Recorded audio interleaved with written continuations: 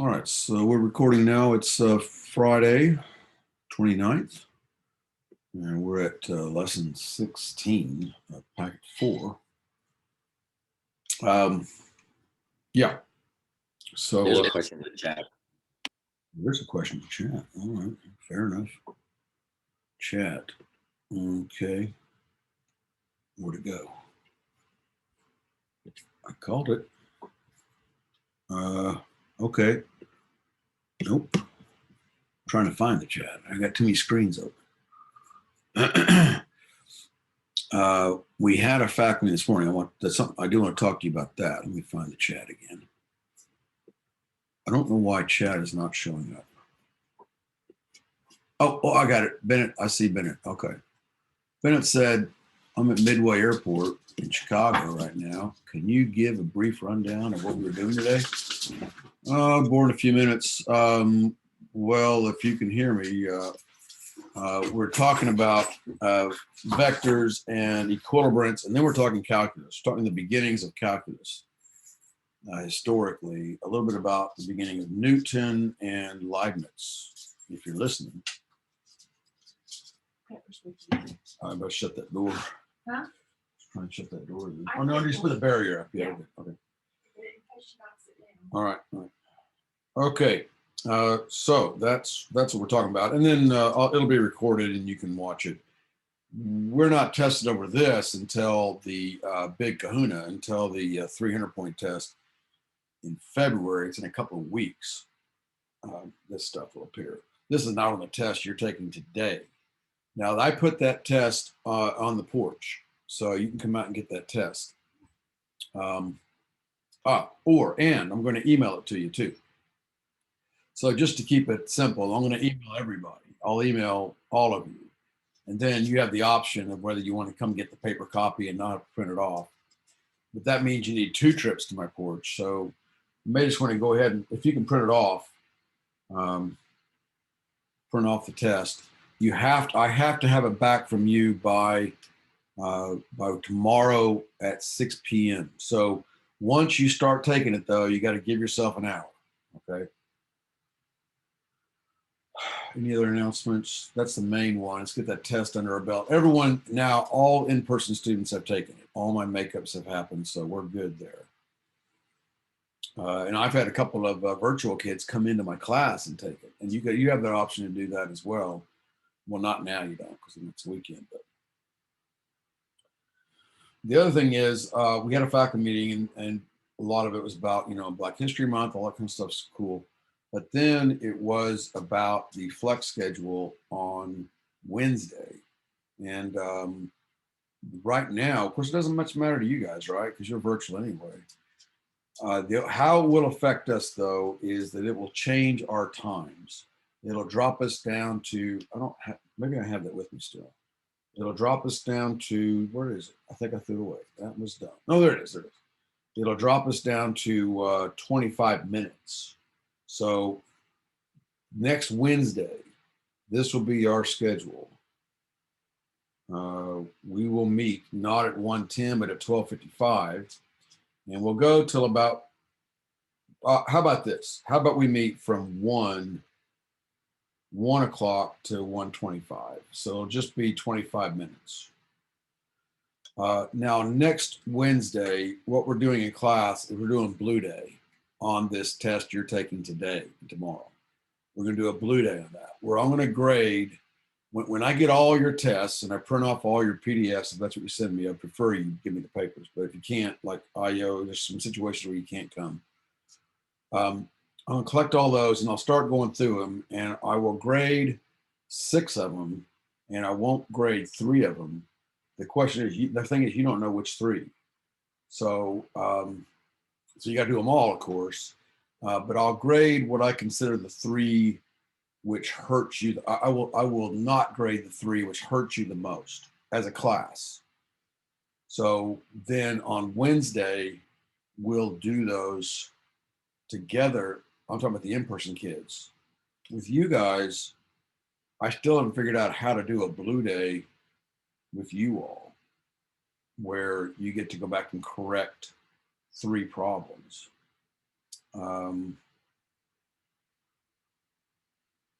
And yeah, I don't know how to do it yet. Let me think on that one. But anyway, the point is Wednesday we'll meet at 1 o'clock, not at 1:10. Unless, only because some of you would do a virtual 6th hour, which starts at 1:30. And I don't want to go into one. I would, but I don't want to mess you up if you have a 6th hour virtual hour. See what I'm saying? So 25 minutes on Wednesdays until they invariably say it's not working, which that'll probably happen. So I'm assuming by spring break, we'll be back to normal schedule. Who knows? They're trying, you know, I give them that. They're trying. More about this next week. Okay, so in this hour on Wednesday, we talked about putting an envelope around your forces, and this is where equilibrants come in. Putting an envelope around your forces and calling that the system. And I think the first person to start talking about systems was Isaac Newton. He talked about closed systems.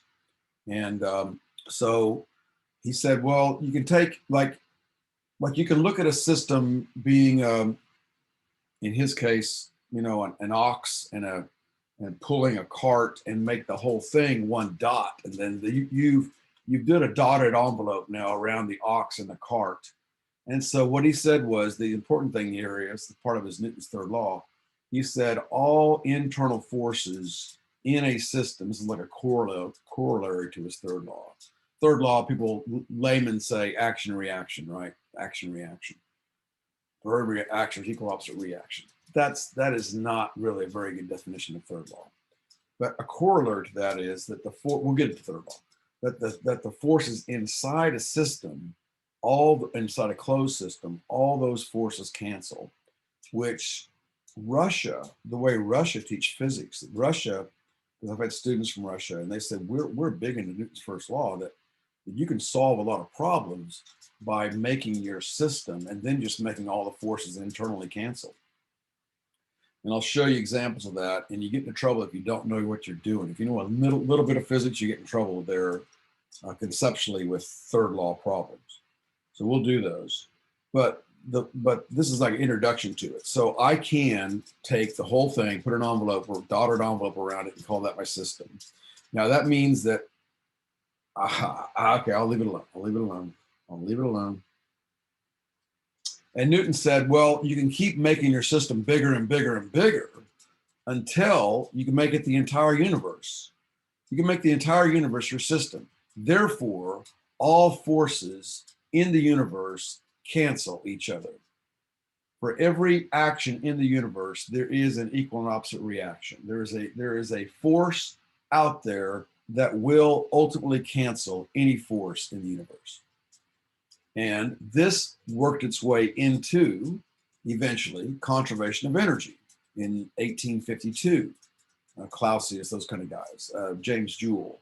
You know, they named joules after him, right? The unit of energy.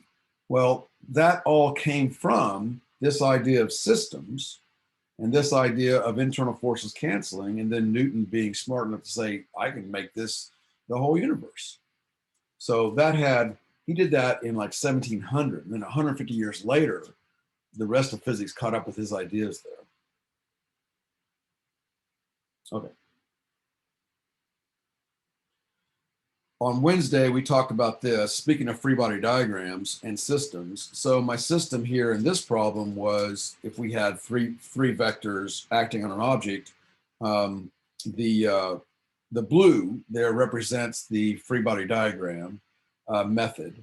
And then the thing is, you can then take that and you can also do it. Now, I didn't say that these three forces add up to zero. I'm not saying that. I'm saying that gosh, I gotta be careful.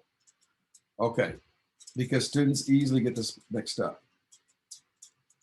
If these are three forces acting on an object, it's going to cause the object, as we see here, it's going to cause this object to move. Not only move, but accelerate, because Newton's second law says F equals ma. We'll get to that. But it causes this whole object to move to the southeast. And we can do that because we do the ghosts and we do the head to tail method, and we know. The blue, if you just look at the blue vectors, you go, okay, I think they're not going to add up to zero. And it looks like the whole thing is going to kind of move. You could probably predict southeast, but you couldn't really predict much else. You couldn't predict the length very well. But the point is that being able to attack it two ways. One, as a free body diagram using I's and J's and stack and rack, with sines and cosines, and then you get an answer. But the other way is back of the envelope method is to just do ghosts, which is head to tail. You recreate C, you recreate A, you get the total, and then that gives you a pretty good, within one or two siggies, an answer of which way this thing's going to go. So that is called, by the way, and we got into this, I'm not saying anything we didn't talk about in class. That is called back of the envelope. That kind of method there is called, and so really head to tail falls into this back of the envelope physics. Back of the envelope physics. And so you'll hear people say, well, that's all back of the envelope. And what the heck does that mean? Well, the most famous case of back of the envelope, I would think, was 1897, 98, somewhere in there. Nikolai Tesla and Westinghouse standing at the base of Niagara Falls, and they are putting together the world's first power plant run by turbines to create AC current, to create alternating current. Remember, they're competing against Edison, who's doing direct current and who lit up Broadway, lit up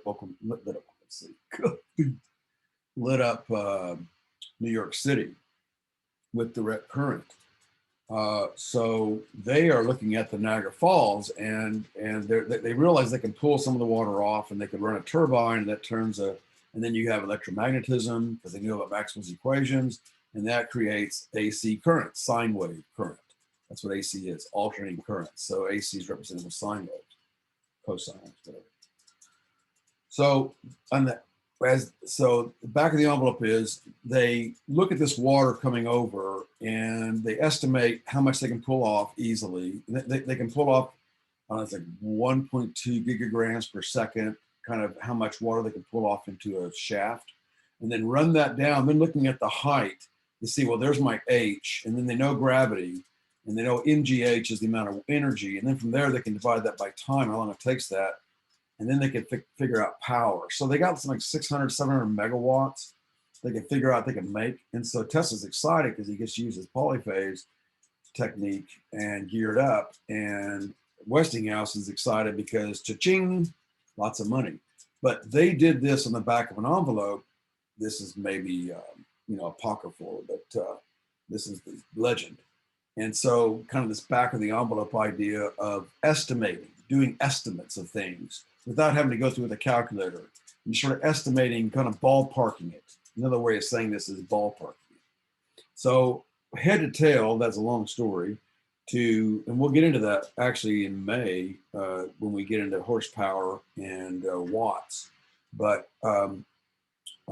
this head to tail allows you to ballpark free body diagrams or back of the envelope free body diagrams to get a feel for what's going to happen to this bridge, and this big, they do bridge ratings. So they have a semi truck that weighs 5 tons, and the bridge will say this bridge will not take more than 4 tons.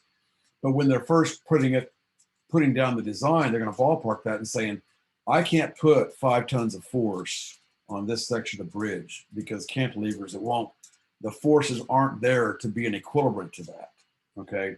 And the whole thing will collapse. So that's where that's going. Okay, so this is where this is going. We started talking about this on Wednesday, and this is the idea of equilibrants. And we could do a ballpark back of the envelope. I could take those 3 blue, and I think I was pretty careful with you guys. I could take those 3 blue arrows and then head to tail them and then see what the resultant is. And the equilibrant is always opposite, exactly opposite the resultant. So like I say, they turn dynamic situations into static situations or static systems. And so in fact, these kind of problems are called statics. You take a whole course in college called statics. And all you do is study when all the forces add up to 0 and there's no initial motion.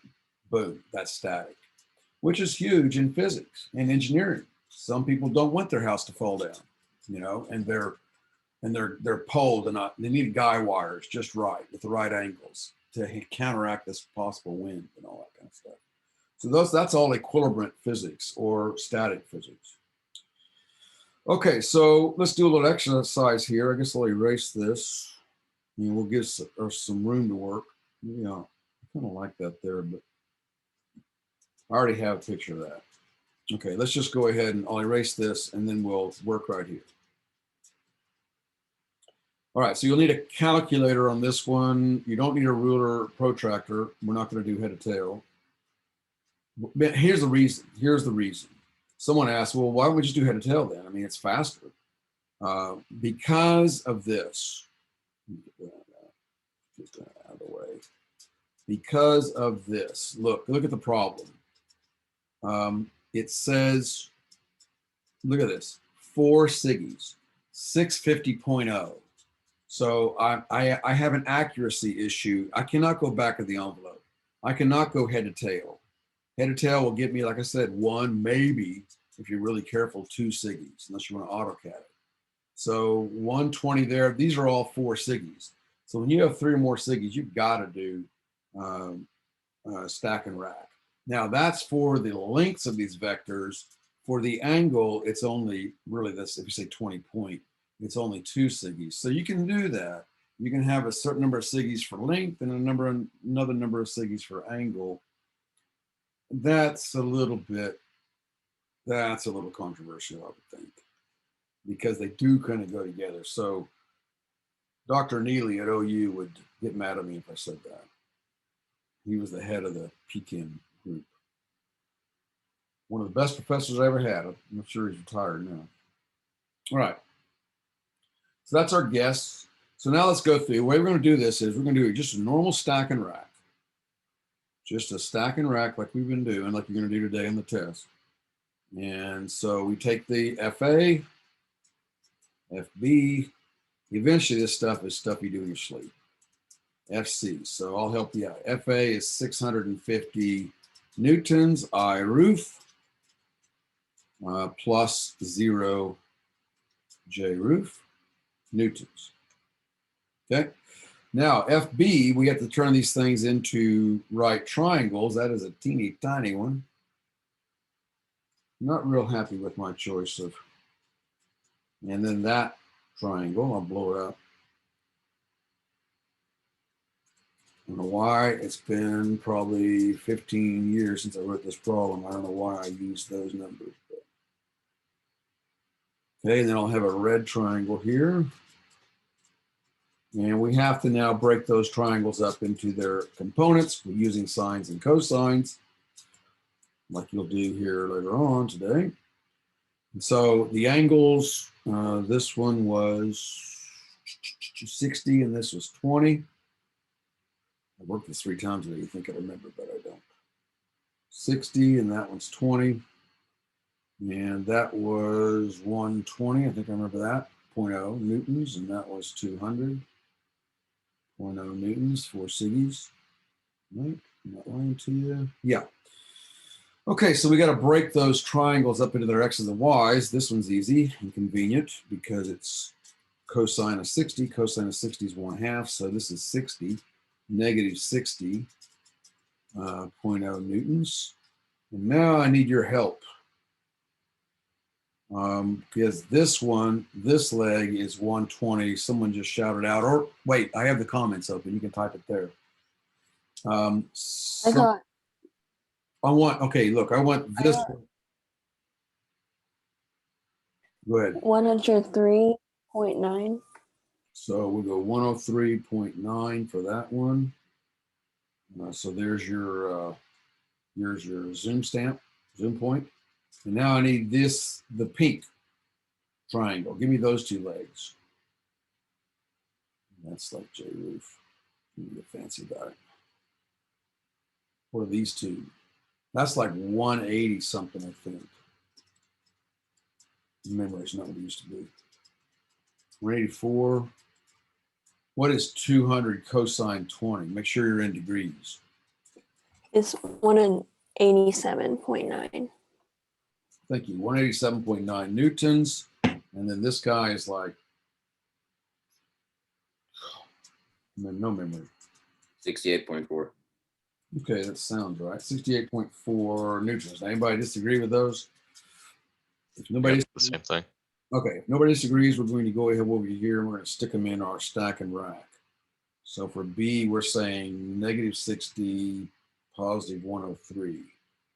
So negative 60.0 I roof plus 103.9 J roof. And I did, you know, people ask, well, then why don't you just say 104? Why go to 103.9? Because when you're adding numbers, there's all kinds of rules on sig figs. I don't want to spend the rest of the semester talking about them because it's not that important, because I used to, but then the AP physics exam kind of went away from sig figs and they gave it all to AP chemistry. So AP chemistry, that's why Miranda's probably pretty versed at sig figs, because you have to know them in AP chemistry. I mean, even then, they don't take off that much if you don't. You still get a 5. And then this is negative 187.9. So negative 187.9 I roof plus 68.4 J roof. Okay, that's my stacking. Now let's find our summation of forces. I'll do that in red. We had, okay, so summation of forces then. I'll do the easy one. Plus 172.3, 172.3 J roof. And this guy, what do we get? 402.1. 402 point, thank you. A point there, 402.1 I roof. If you're helping out a lot and I've neglected to give you points, just give yourself a couple points. Okay, sometimes I forget. Basically, it's a point, you know, per help. So there is my summation of forces. That's if I had, that's if this thing was moving and farmer D, well, the person D was never pulling on the rope. I said, this shows us now the way the rope would go. For those three, it's going to be 400 over, about 200 up, put you around a 20-degree angle or so. So it's something like this. We're buffering and we're buffering and we're buffering. Something like this. That would be if all three, the three of those blue vectors added up. So our guess on the was probably pretty good for where we thought that the force that cancels that motion would be the black arrow here. So now this is the easiest thing in the world. It's like falling off a log, man. You don't want to miss points on the next test on this thing. All you do now is the E, and now you never want to leave it like that, because capital E in mechanical world means mechanical energy, and that's a scalar. So I'm going to say E for equilibrant, but if I put an arrow above it and make it a vector, that must mean not energy, because energy can't be a vector, because energy radiates in all directions. Vectors have to be one direction. So an E with an arrow above it means equilibrant. The equilibrant of this, all we do is we take the opposite of each one. So that's negative 402.1 I roof minus 172.3 J roof. I don't know why I'm putting parentheses crazy. Oh well. Newtons. Now don't get the misconception that equilibrants are negatives. They're just the opposite. This just happened to be two positives, made them two negatives, okay? So right there, if I ask for the equilibrant, that's going to get you 7 out of 10, but then you want proper description. So now we have to go through the routine of turning that into a right triangle. And so our right triangle is going to come down here. Okay, there's my arrow. So this is negative 402, negative 172. And find your theta. And so your theta is going to be the y, the inverse tangent of y over x. So your theta is going to be inverse tangent absolute value, because I give the reference. So negative 172 over negative 402. And I think we get 23 degrees is what they got this morning for that. Make sure you're in degrees. And then, of course, Pythagorean's theorem will give you the hypotenuse. So root, since this is the official transcript of what happened in class, negative 172 squared plus, there's a rule that we allow you not to have to put units when you're under a radical. It's a rule that the students kind of came up with about 5 or 6 years ago. And we end up with, what's that, 460, 4 something? I'm going to cheat. 437.5. So 437, in the interest of time, 437.5 newtons. So when you're doing this, you write it out, just to remind you, since the test is today, 437.5 newtons at 23 degrees. And now what's my quadrant?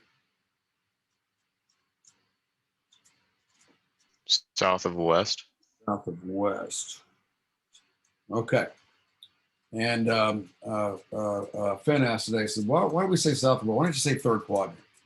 Because proper means you're writing this to be descriptive, to talk to a layperson, a person not part of your little clique.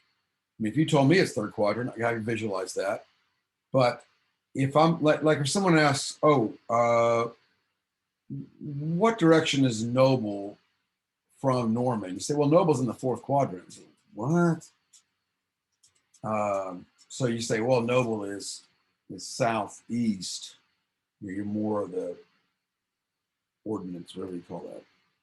Okay, that's it for that problem. That's how you do equilibrants. Just as an extra step. It's like the 11th step doing vectors.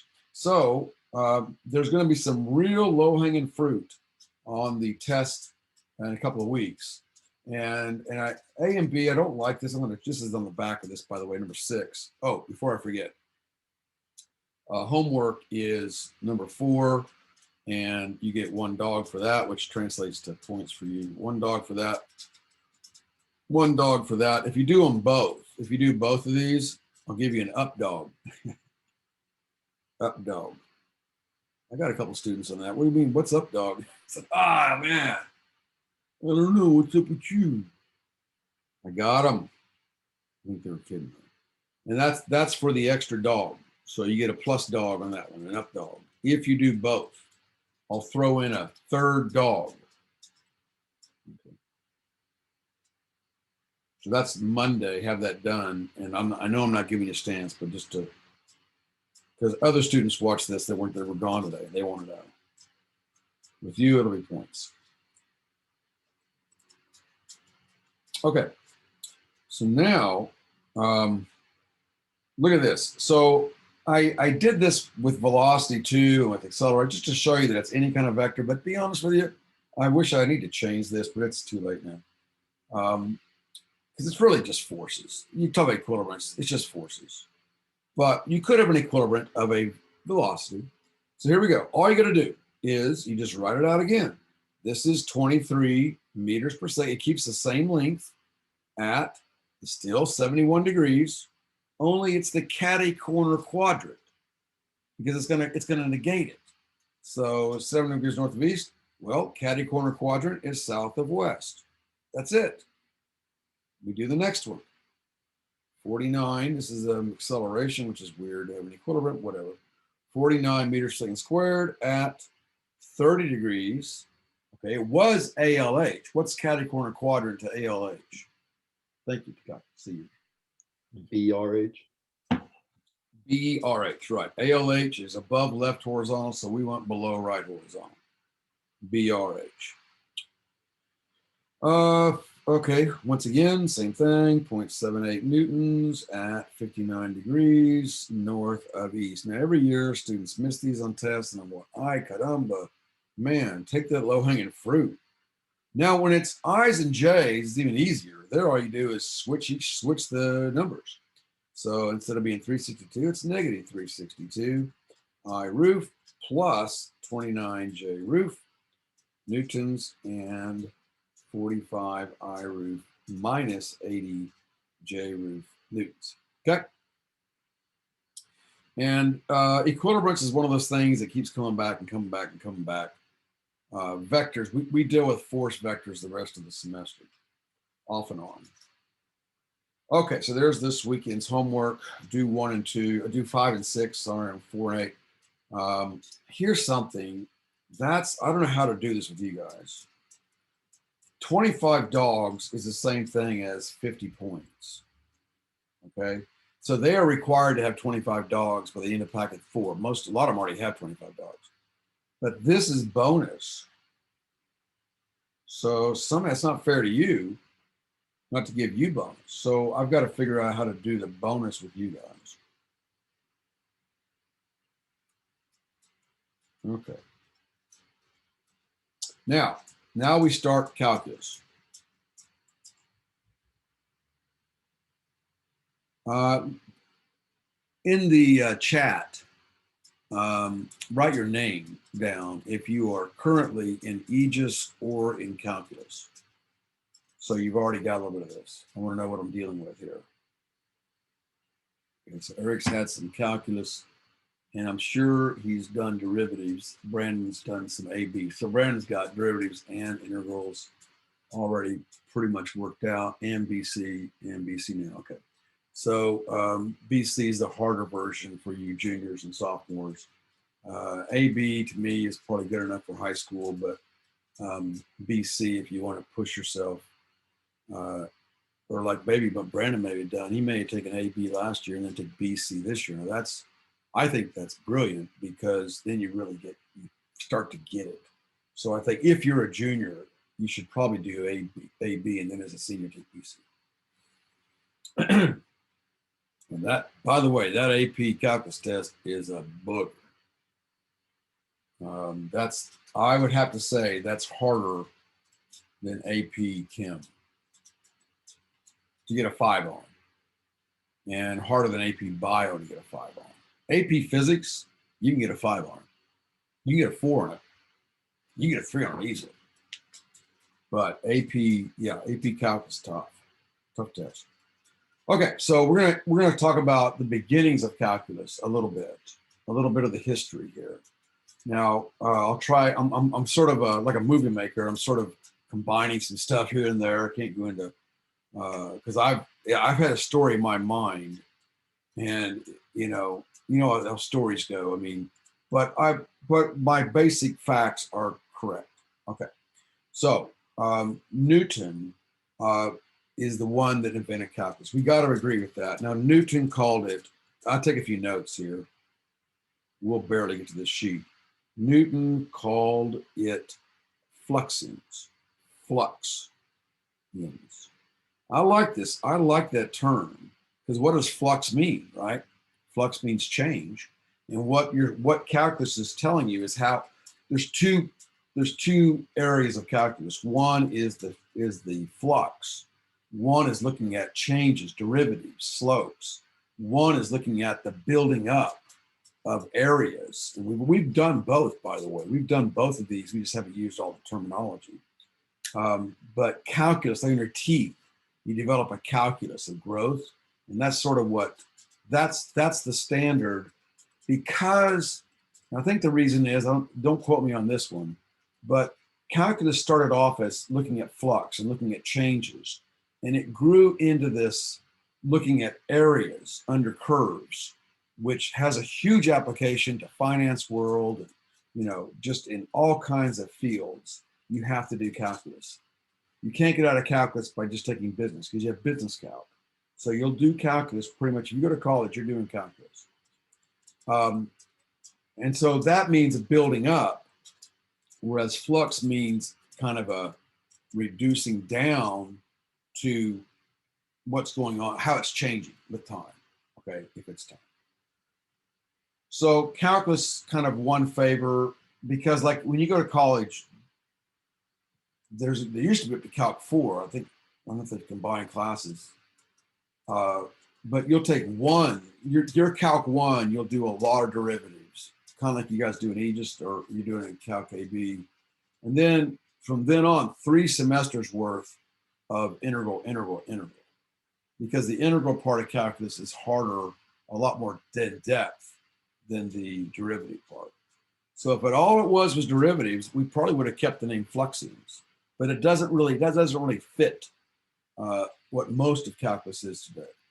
So Newton called it fluxions. Okay, now quick, and Monday I'll give you the details. We only got, we're down to 13 minutes here, so I can't, it's going to take me 25 minutes to go through the details probably of one aspect of it. I don't teach, I'm not a calculus, I mean, I'm certified in calculus, but I don't teach it at Norman High. So I'm not going to step on Miss Klingon-Smith's and the other math teachers' toes too much. I'll let them fill all the gaps in. But what Newton was trying to do, algebra was not working for him. He's trying to understand, and I showed him in class, I demonstrated, you know, the old ball rolling down the hill.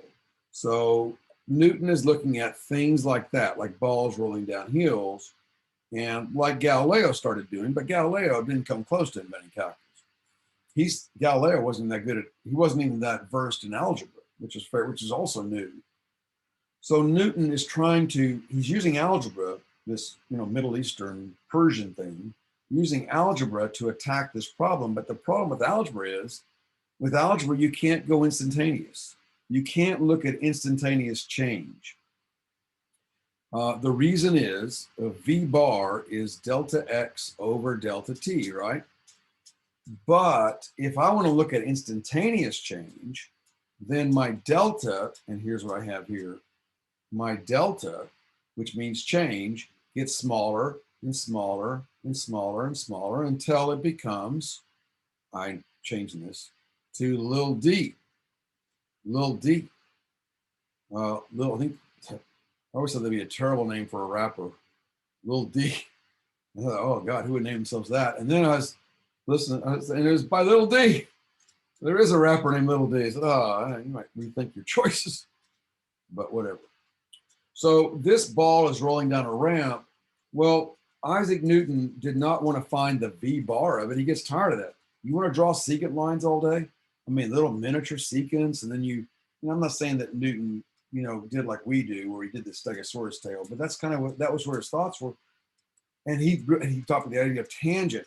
Well, to get a tangent slope, I need to make it a point. When I reduce that, like if a curve goes like this, okay?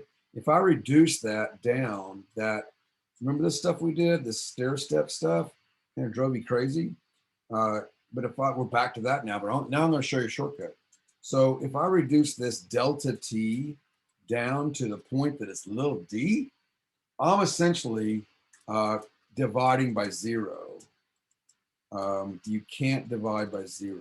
And that is the crux of, from my understanding, that's the crux of what started Newton on this path to discover calculus. Can't divide by 0. And so I'll show you his solution to this. He's using algebra, actually. So calculus had its birth in algebra. In fact, you could say that calculus is 90% algebra and 10% magic. That's my direct quote, man. Don't steal it. 90% algebra, 10% magic. Because the magic comes in this derivative. Okay, so a ball's rolling down a ramp. Newton wants to know instantaneous velocity.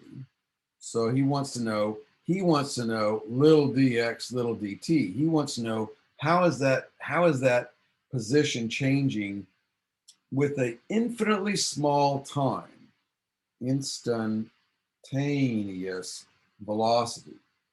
Okay, now we got problems.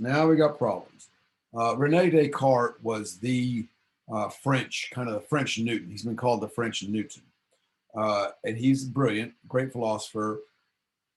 I keep saying these guys, Leibniz, Newton, they're all philosophers. They were all considered natural philosophers. So it's philosophy with math. You'll take a course in college called the philosophy of logic. And that was a fun course for me. But anyway, it's ideas, it's truth tables, basically, truth tables, the idea. You need to understand truth tables before you can do circuits, before you can do electronics. You have to understand truth tables. So that's this philosophy of logic. So there's a lot of this logic came from philosophy. Anyway, so I'm getting somewhere with this. So Descartes said philosophically, Newton should not be talking about instantaneousness, because who lives at infinity? Who lives in the infinitely large world and the infinitely small world? God, right? God. So God lives, and yet Newton is trying to understand infinity. You're trying to understand infinitely small things we cannot see. That is not our realm. That is the realm of God. And it's almost blasphemy, right? To do that. So Newton had some pushback on some of this philosophically. So this idea of instantaneousness, but Newton was the man. He was a legend in his own time. So Newton actually studied religion more than he did physics. So he was the authority. He was the guy that could get away with it. They could say, I'm trying to understand the mind of God, but it's like, well, Newton deserves to, because he's close to God. You know, he's so smart. So yeah. So he got against that pushback, and this idea of instantaneousness. Okay, now here's the thing. Newton came up with this idea. I got 6 minutes. Newton came up with this idea of fluxions, which is a way to handle slopes, instantaneous slopes. So fluxions gives you instantaneous slopes. And we'll get into it more on Monday about that. But I want to say this. He then puts out, what they did back then was that they couldn't tweet it, they couldn't text it to somebody. They had to, they couldn't make a TikTok about it. They had to write a letter. And so they would write letters to other scientists. And the way to kind of copyright your information was to encrypt it. And a lot of times they would do it through an anagram. You know what an anagram is? An anagram is where you mix up the letters, And so they would encrypt it in an anagram, sometimes Latin. They would take the Latin of their phrase, encrypt it, sometimes through anagrams or other kind of hints, and they would send that out so that when somebody did finally discover it, they could say, wait a minute, I figured this out a while back. Well, Newton, who was not very personable, did this sometimes. He would send out his cryptic information about this new way of doing things. Okay, so he accuses Gottfried Leibniz of stealing his ideas on calculus of fluxions and calling it his own. So there's a Leibniz versus Newton. Leibniz was German. I'm not going off on tangents. We talk about this every year. If you'll over the weekend, if you'll Google Leibniz versus Newton, you'll find a lot of stuff on this. He's German, he's English. So we already had some bitter blood there. And so Newton accuses Leibniz of stealing his ideas, and Leibniz is the one that comes up with the calculus. And eventually takes hold, and it's now when you're learning, when Brandon there, Eric, when they're learning calculus, they're learning things like dx dt. That's Leibniz notation. Newton would say, instead of that, he would say x dot. So Newton's notations is simpler, but Leibniz notation is more versatile. So we use Leibniz, although at first it seems more convoluted, more difficult than Newton's. It's much more robust. So anyway, so Newton accuses Leibniz. Well, Leibniz is a cool dude, man, a German philosopher. He invented the world's first adding machine way before Charles Babbage did. In fact, I'll put a picture, if I remember, in the screenshots. Just a brilliant inventor, philosopher. He came up with this idea of vis viva, which is the idea of a living force amongst, which is false, but it was caught hold in Europe. And with the Chatelet took on that. So so Leibniz was a great philosopher. He was a good-looking guy by all accounts, like a bit of a ladies' man, a good guy to have at a party. But Newton destroyed him, as Newton was prone to do. He destroyed other people too. But Newton was the head of the Royal Society, and so Royal Society. So that was the worldwide best. Of course, worldwide back then was basically Europe, Western Europe. But that was the worldwide view of science. So he basically destroys Leibniz. Accuses him, by the way, without any evidence, accuses him of plagiarism, of using his ideas and then calling them his own, which is the lowest thing you could possibly do in the science world. Take some credit for somebody else's work. And there's a history of that stuff too. But anyway, so he destroys Leibniz. And it's more of a rift between England and Germany. So there's a whole history of this that I wanted to say before we get into the math of it. And it's really interesting. There's a book called Calculus Wars. I think it's what it's called. Klingensmith has a copy of it on her shelf. I think it's called Calculus Wars. It's an okay book. And if you go Google it, you'll have a Newton versus, maybe I'll show it for Joke Monday. But it's a Newton versus Leibniz wrap-off, the way they do. That was popular for a while. Okay, so I'm going to now skip ahead about a month's worth of calculus. And before we leave, the last thing I want to show, here's the upshot. Why do we care? Well, if I have a function, x of t is equal to, here we are, x of t is equal to a t to the b power, then my derivative, dx dt, is, all I do is I bring down, I know it looks like magic for now, I bring down the b in front of the a, and then I subtract 1 from the b. Just bear with me, bear with me. So if it's a function like this, if I have this crazy function, what this will do is allow us to go past the trio, thank God. We can finally go to the pink equations, which is quartet. We can go to snap, we can go to crackle.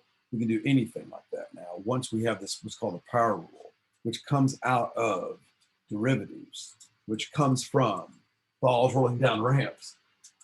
So if I have that function, 6t to the 4th, which is pretty complicated, I can find the slope of that at any given instant by just doing the power rule, which means I bring the 4 down in front, I multiply by 6, and then I take away 1 from the power. So this, last thing, this is the slope of this 24t cubed is the slope function for 6t to the 4th. And so now we can find slopes without having to do secant line, tangent line, and just remember how time consuming that was. Just boom, we got the slope just by knowing power rules. So it's very powerful, but is misused, so be careful. Monday we'll get into it more, and I'll show you a little bit of Newton's thinking as to why this came about, how this came about, a little bit. Okay. Hope I recorded that yet. All right, so that's the beginning. Apologies to Klingensmith and all the math teachers for me stepping all over the. Okay. So it's Friday, you guys, and we're on overtime there. Enjoy your weekend. Those 2 dogs are, the points for you is available. Oh, your week is not over yet because you got to take that test. come by my house. It's on my porch. It's on the porch now. Once they get off here, I'm going to go ahead and email all of you the test, and I'm not going to email you the equation sheets because those are in the Canvas, the PDF, or those are on Facebook. It's okay to have Facebook open, I guess. No, I don't want you to look at the practice problems. Yeah, you can't, just don't cheat. Come on, all right? You have to trust each other, right? I mean, I trust you. What am I going to do? So don't, cheat. But if you want to come by the porch, I have the test, and then I have a blue set of equation sheets. If you don't have those yet, go ahead and pick one of those up, or you can just keep it, okay? Because there's no reason to bring it back. But it's a blue set of 8 equation sheets, no, 8 sides. And then the test, it's in the handouts box, the middle box. Pick that up, okay? When you're done with this thing, I want to see a paper copy back on my porch by 6 p.m. tomorrow night, okay? If you can't do that, then you have to PDF it to me. Okay, so we're done. I'll see you guys when I see you. Maybe I'll see you on the porch. Get on Facebook if you have questions, and or message me. Remember, I'm not going to say my number. All right, bye.